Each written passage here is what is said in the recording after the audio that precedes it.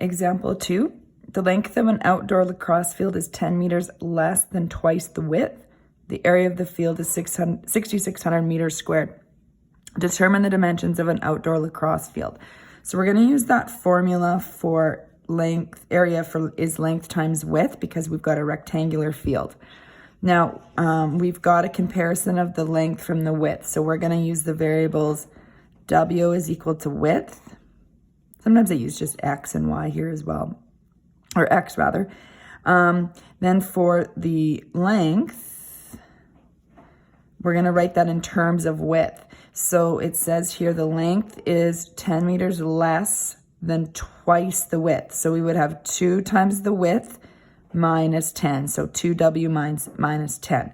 So that's the length and width.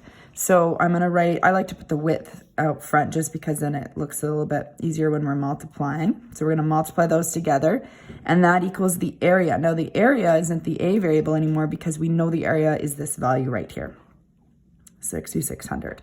Okay, so now we want to multiply this through. So we're going to multiply the W through.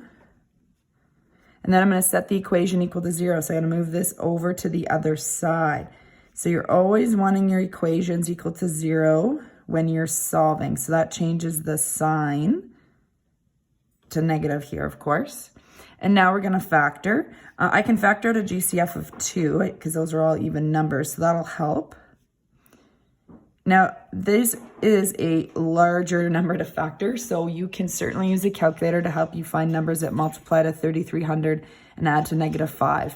Keep in mind, because this ends in zeros, that you can try multiples of like 5s and 10s. That might help you. So you can pause the video to try that for a little bit. Typically, we might not have such a large number when we're factoring by hand.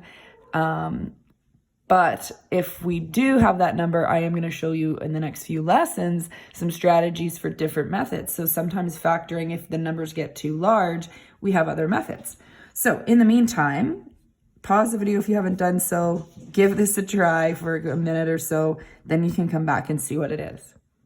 Okay, well, hopefully you got that. If not, two numbers were -60 and +55. All right, I knew they had to be numbers closer together because they added to -5. So they had to be a difference of 5. So that's how when I was trying my factors, I could get there. Okay, so 0 equals 2 isn't going to make sense. 0 does not equal 2. There's no variable. If there was a coefficient, or sorry, a variable here like a W, then it would be, we would work with that. So otherwise, moving this over, W would equal 60 and W would equal -55. So I'm not kind of writing that 0 equals step anymore. All right, so what would make sense for the actual word problem? 60 is the width, -55 is the width. It does not make sense. So again, you reject the negative width. I still include it in my work because you're still solving that equation, but then you're recognizing this has to be what matches the word problem. So that would mean that the width, so we want to clearly answer the dimensions, is equal to 60, and the unit was meters. And the length was this formula here, right? 2W minus 10. So we're going to plug 60 in for W.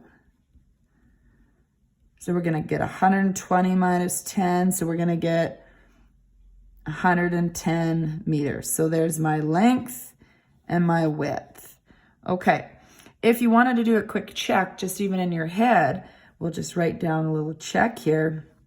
If I wanted to go area is equal to length times width, 60 times 110 is the area given 660, 6,600 rather, meters squared.